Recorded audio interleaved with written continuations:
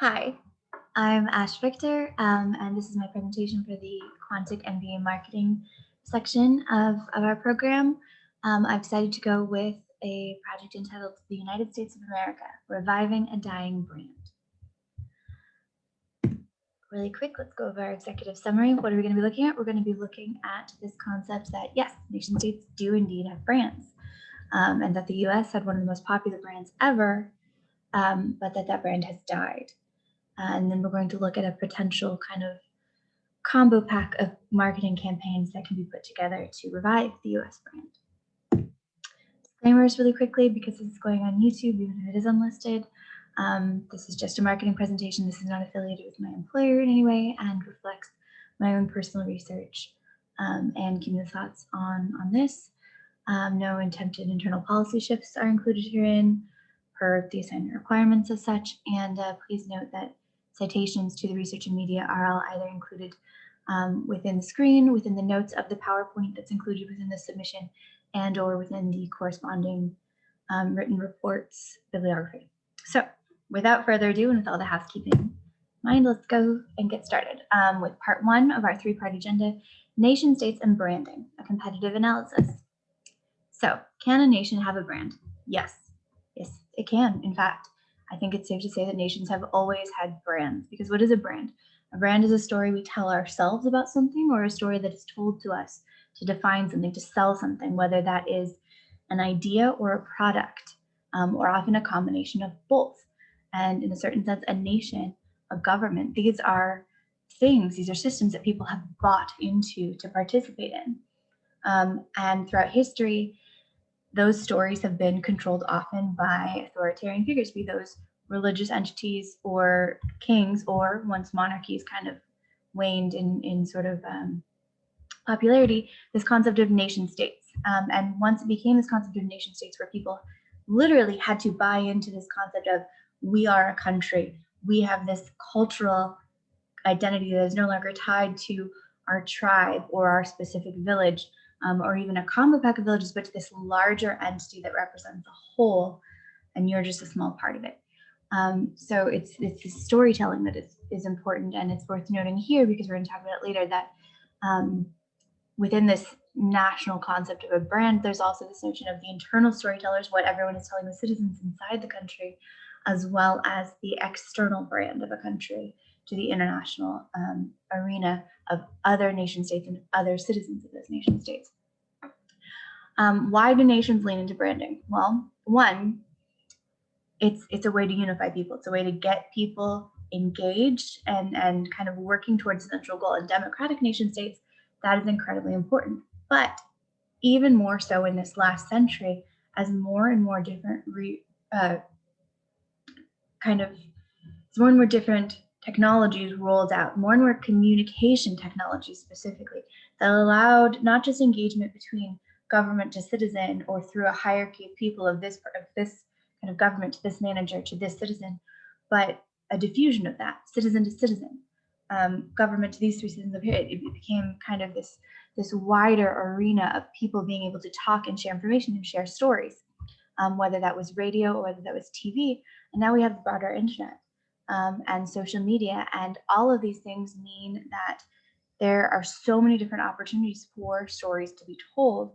For a nation state to lose control of its story, that is a danger to the nation state. You can't exist. You can't expect people, especially in democracy, to participate in a democracy if they are hearing a story that they don't find appropriate, if they don't want to vote for this or that. All of these decisions come down to that storytelling, which comes down to the storytelling mechanism.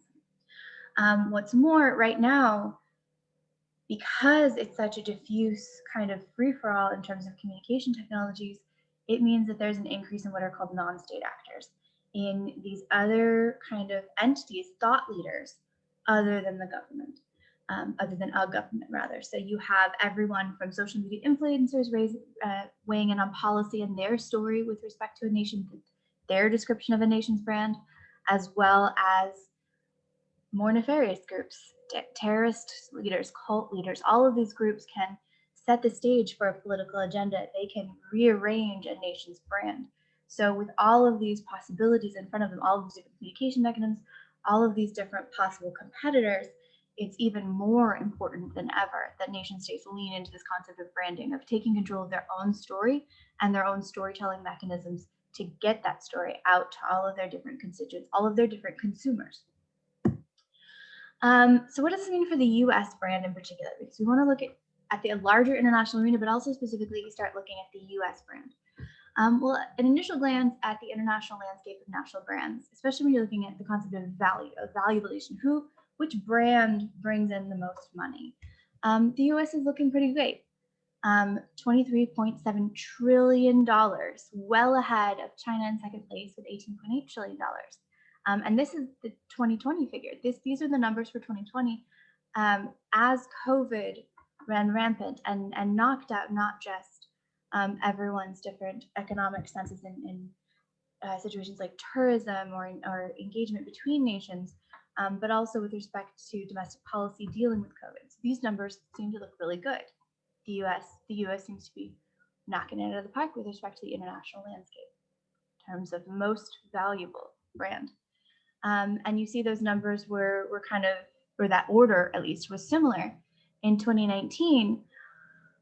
But you also see this really interesting note here. China is closing the gap between longstanding and the US with a 40% jump in a single year, which means China almost doubled its national brand in 2019 to become a closer competitor with the US. Now, they still, in terms of value of brand, are out ahead of everybody else, but that does kind of indicate that something's going on here. And when you start digging into the other possible metrics for how one looks at the international landscape of national brands, of nations, another story starts to pop out where the US is not popular anymore, where you have this notion of a brand strength index, where what is the strongest brand? And here on this particular ranking from visualcapitalist.com, the US only ranks 9th of this. And that story kind of starts permeating the more you dig into the numbers, whether you're looking at how is the US brand trending internationally, where you find that majority of international constituents that are engaged in these surveys, most of this data is from the Pew Research Center, for example, do not view the US favorably, that the US's brand is unpopular.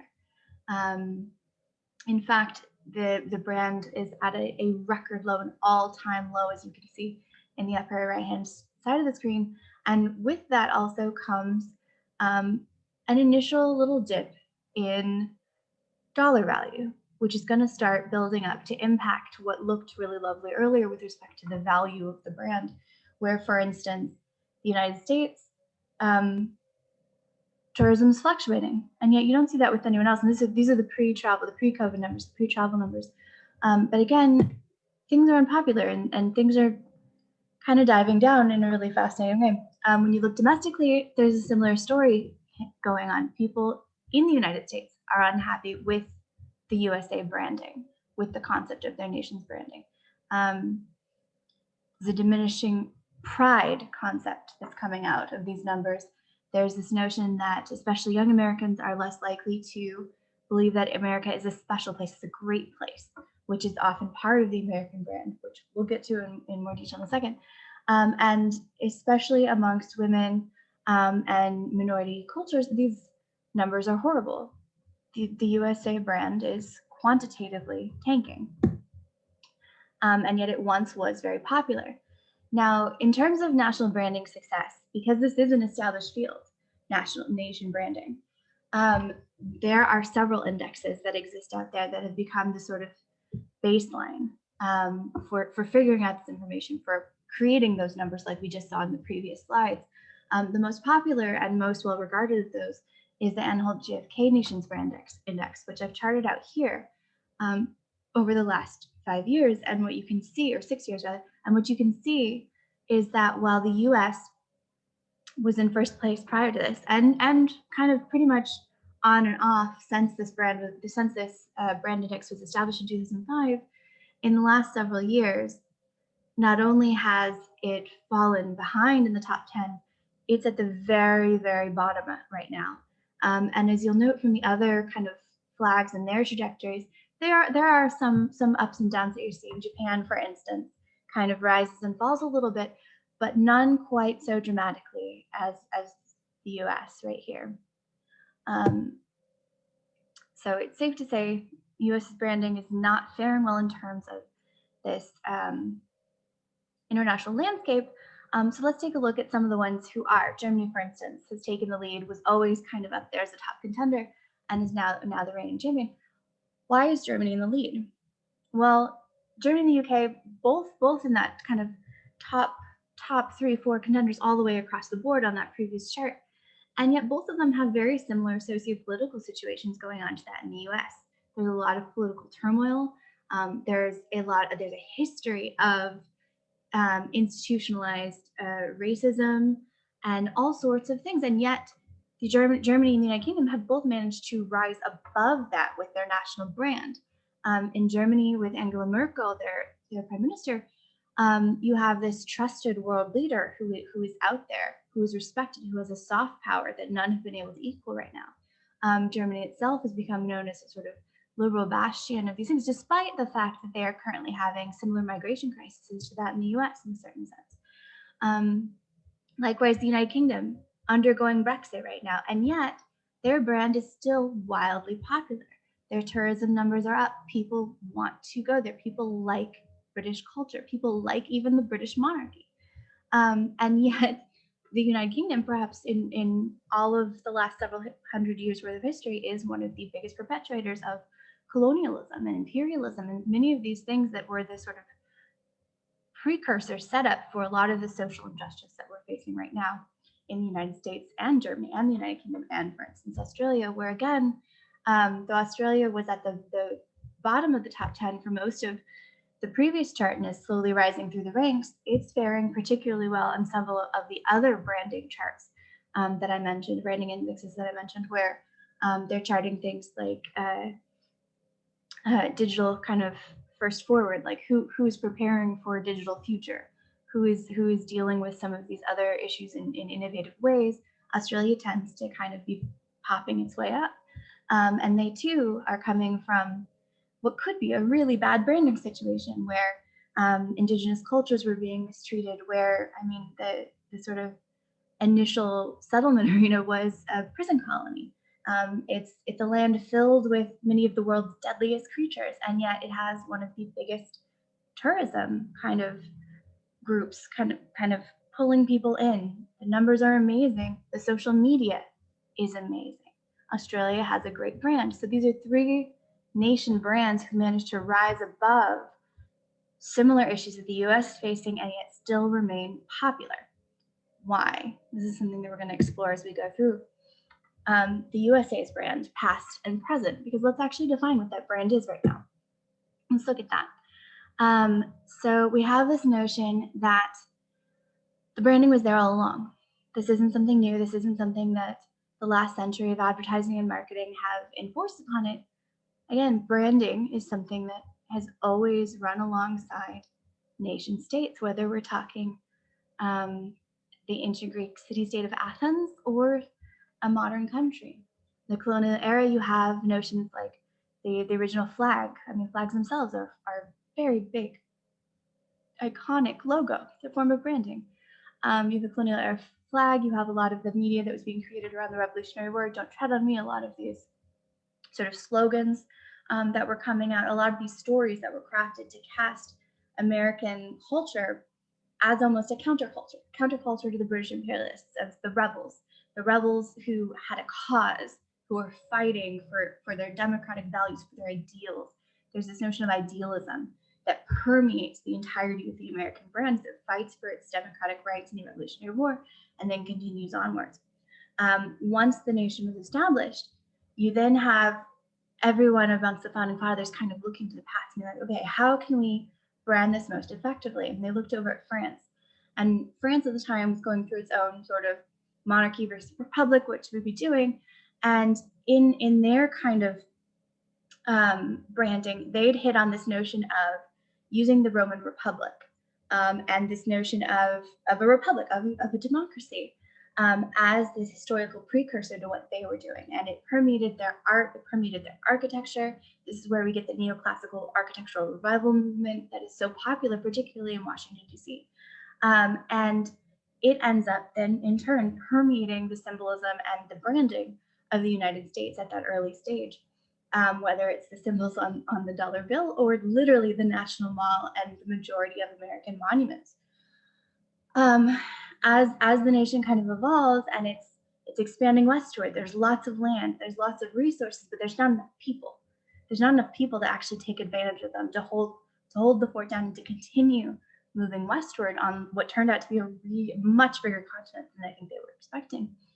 And so it became this notion of, hey, does anyone from the old world want to come to the new world? Come to the new world. Like, migrants welcome, immigrants welcome, let's go. Come build your dream here. Look at all the resources that are possible. Look at what you can do in flipping the social hierarchy. Are you a peasant in a field in this Central American company? Cool. Come to the United States. Be a businessman. Be a tailor. Be a scholar. Be whatever you want. You can do it here. You can reimagine yourself. And this kind of became sort of next to that American dream.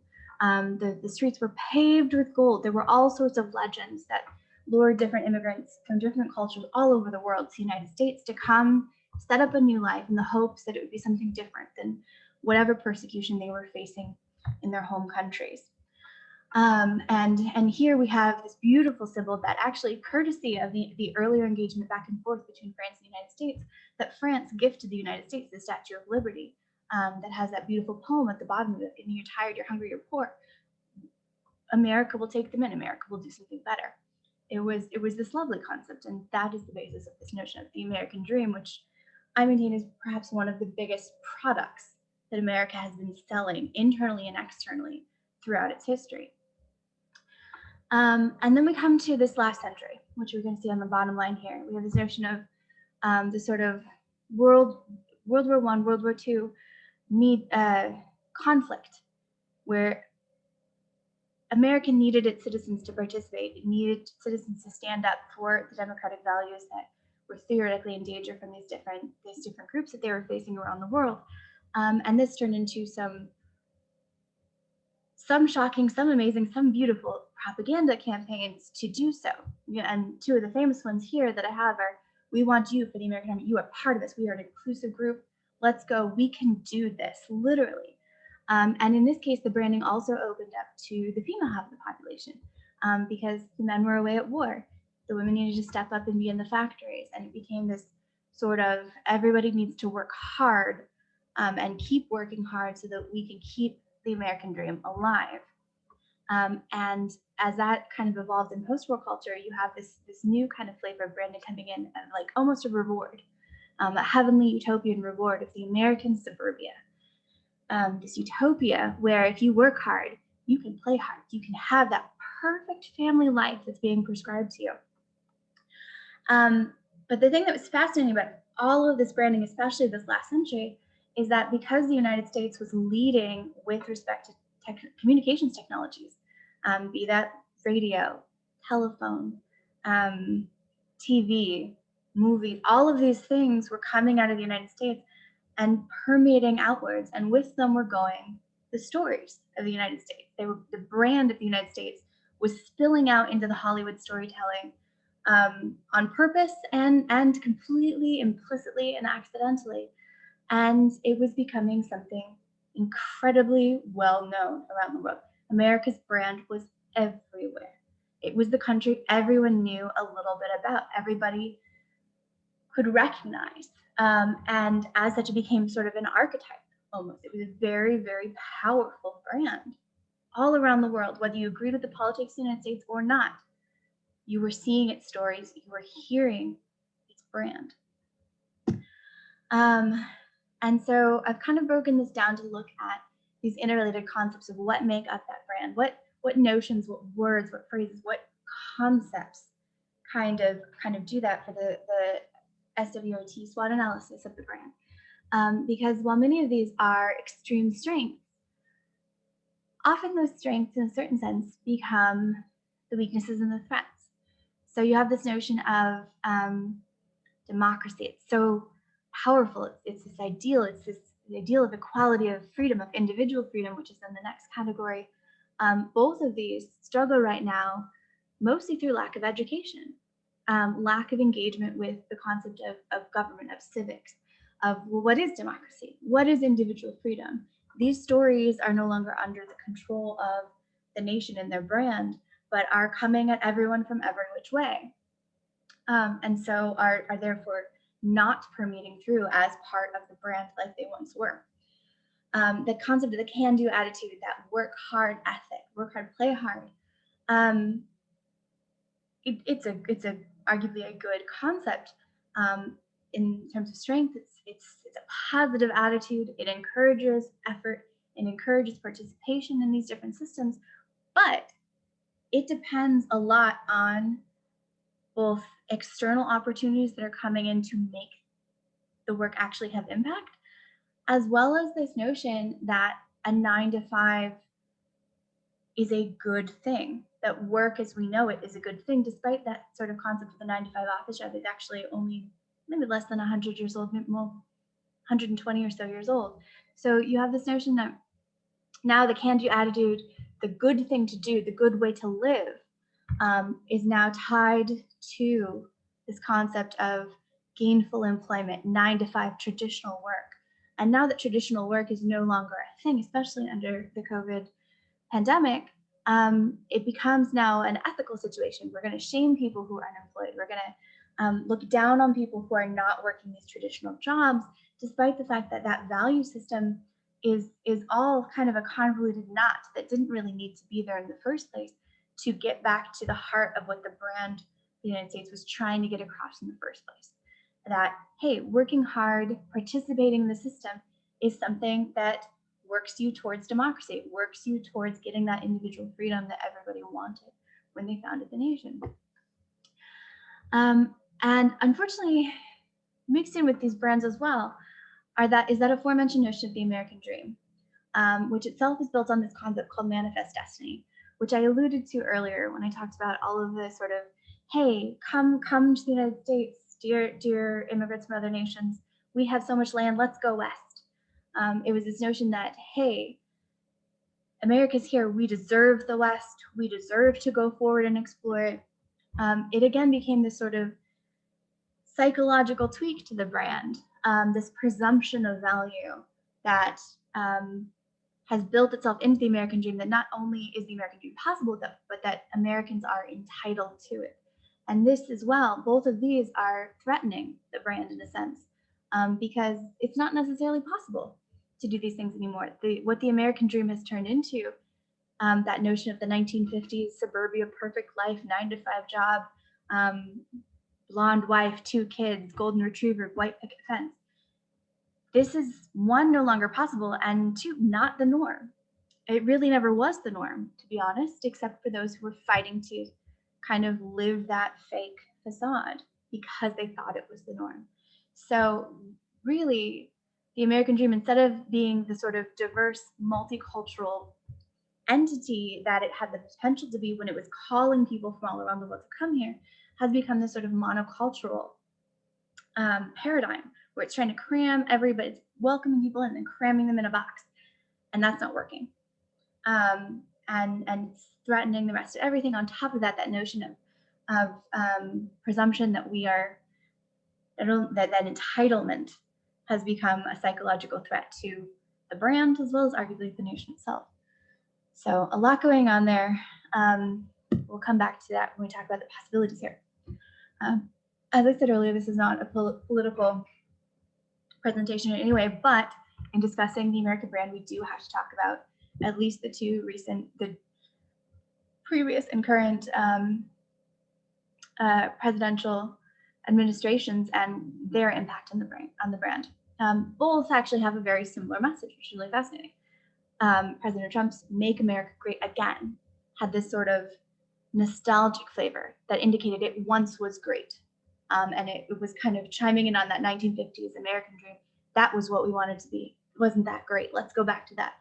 And in terms of making the American brand insular and looking back at let's go back to that monocultural thing that never really was the thing to begin with. It stopped America's interest in globalization. It pulled our brand back focused it inward, and basically cut ties with the rest of the world, which I think is part and parcel of those numbers we saw earlier of why the United States is not doing well internationally.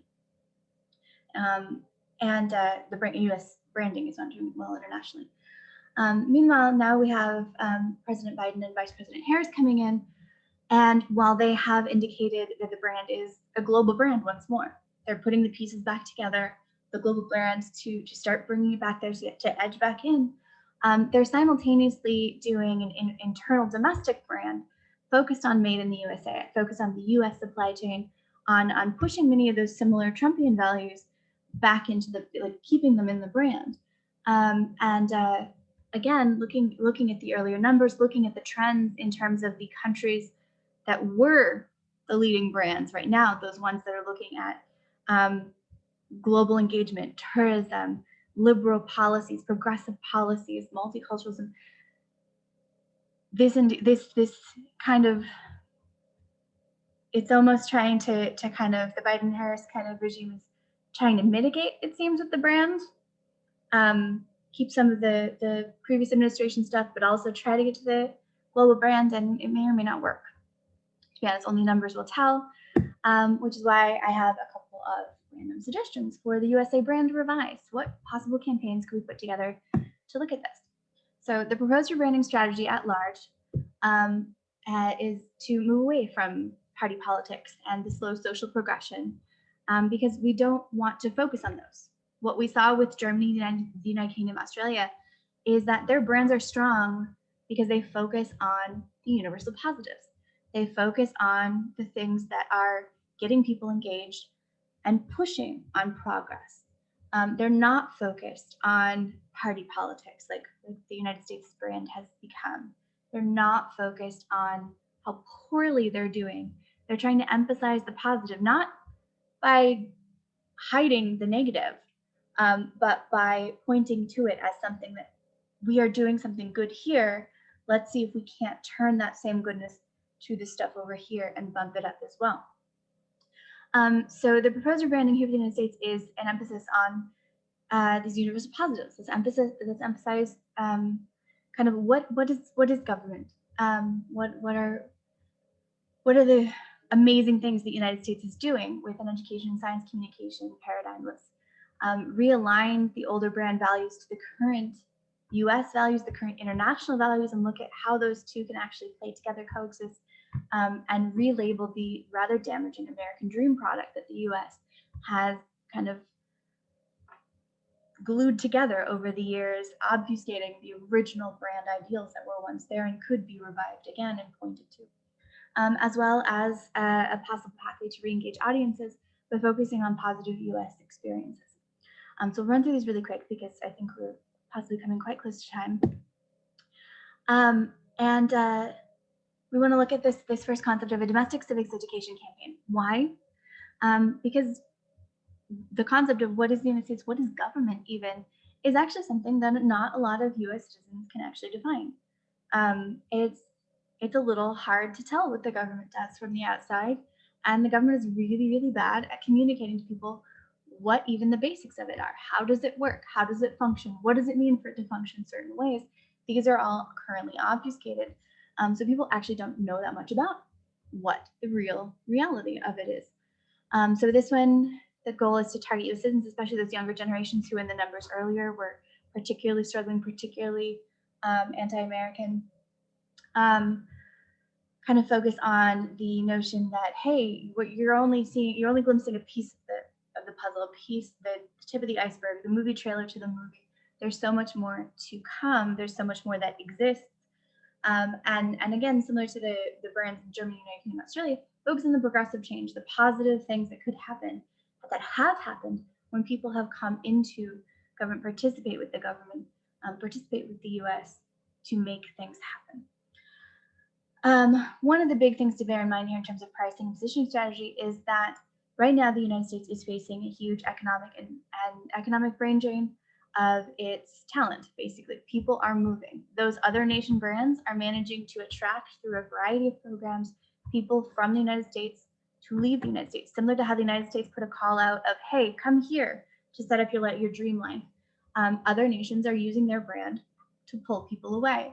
And that has a huge long-term effect, especially since often they are the sort of well-educated academics, scientists, technologists, business leaders that are leaving or preparing to leave.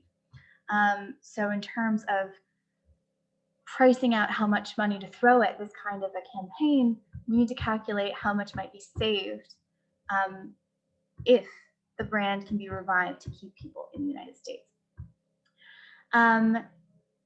This, like all of the campaigns here, should be social media heavy, perhaps with an emphasis on massive online open courses, MOOCs, getting information out to people, getting them to know what are the different government agencies, how do these things work, how do taxes work, why do you pay taxes?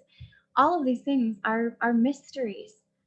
If Pew Research Center numbers and many of the other think tank numbers that are collating this information are to be believed, which they are, because it's math that they're deliberately going out to collect to find out what the actual state of affairs is.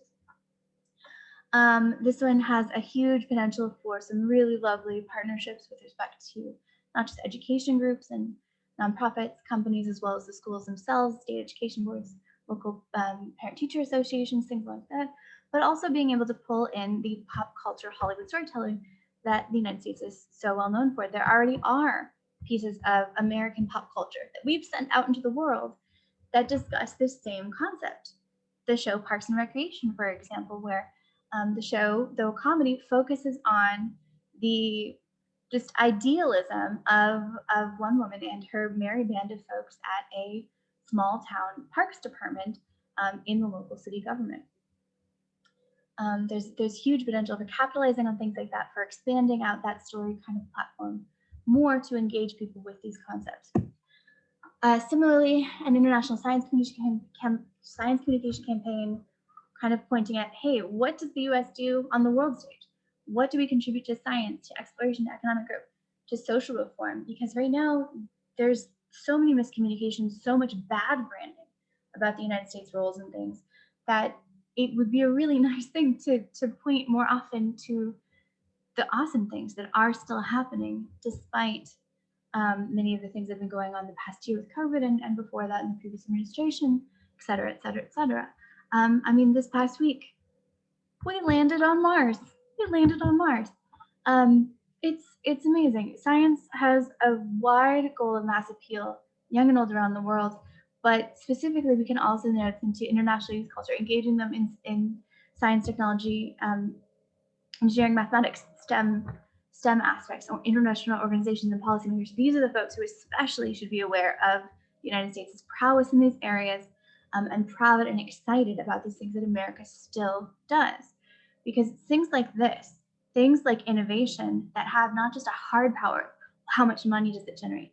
How much defense can we put that money to good use? How many tanks can we buy? It's a soft power calculation.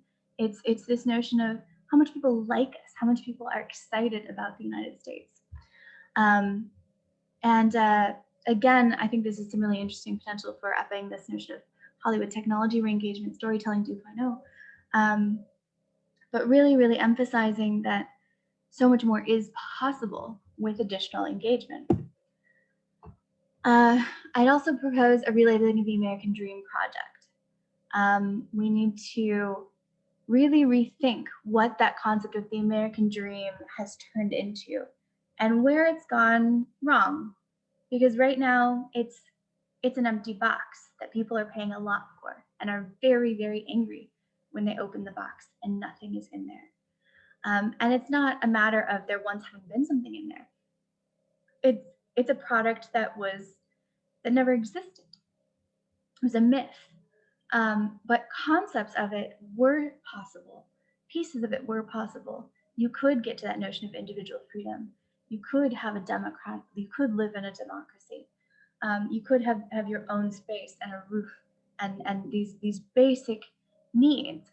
And so I think there needs to be a reassessment of the concept of the American dream and what it means and what's actually achievable. We need to really start looking at not what this means in terms of dollar value or prestige, which is what it's kind of become about, but more so this notion of, well, how do we move beyond those needs? How do we move up what's called Maslow's hierarchy of needs to this super focused on hoarding these physiological needs that everyone needs anyways, and that governments currently aren't capable of providing to get to these sort of next level up at the top pyramid, these three: self-actualization, esteem, love, and belonging, these things that make people actually feel safe and secure and able to contribute into democracies, into innovation, into a global society.